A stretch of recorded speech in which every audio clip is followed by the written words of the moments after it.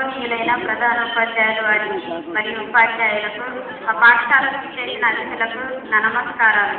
నా తోటి విద్యార్థులకు నా అభినందనలు. 2009వ సంవత్సరం మేము 7వ తరగతి చదువుతున్నప్పుడు హేమలత టీచర్ గారు బదిలీపై రావడం జరిగింది. టీచర్ గారు తెలుగు చాలా చక్కగా బోధిస్తారు. గత 3 సంవత్సరములలో మన పాఠశాలకు వ్యాసరచనలో కానీ, డిబేట్లో కానీ, పద్యాల పోటీల్లో కానీ వచ్చిన బహుమతులు మన హేమలత టీచర్ గారి చలవే. మన తెలుగు రాష్ట్ర ఖ్యాతిని ప్రపంచానికి చాటి చెప్పిన వ్యక్తి మన మాజీ ముఖ్యమంత్రి కీర్తి శేషుడు నందమూరి తారక రామారావు గారు. ప్రపంచ పటంలో తెలుగు జాతి ఉన్నది అని తెలియజేసిన వ్యక్తి నందమూరి తారక రామారావు గారు.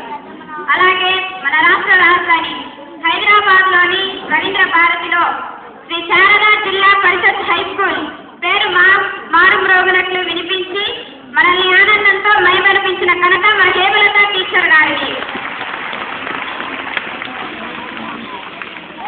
బండారు రాజకుమారికి మండల, జిల్లా, రాష్ట్ర స్థాయిలలో పేరు ప్రఖ్యాతులు రావడానికి కారణం మన హేమలత టీచర్ గారు. మన పాఠశాలలో సగం మంది ముస్లిం విద్యార్థులు ఉన్నారు. వారిలో కొంతమంది తెలుగు పలకలేని వారు ఉన్నారు. షేక్ యాస్మిన్ అనే ముస్లిం విద్యార్థి నోటి నుండి దాశరథి శతకం, వేమన శతకాలలోని 60 పద్యాలను అలవోకగా చాలువాలనట్లు చేసి అందరి చేత శభాష్ అనిపించిన ఘనత మన హేమలత టీచర్ గారికి. టీచర్ గారు మమ్మల్ని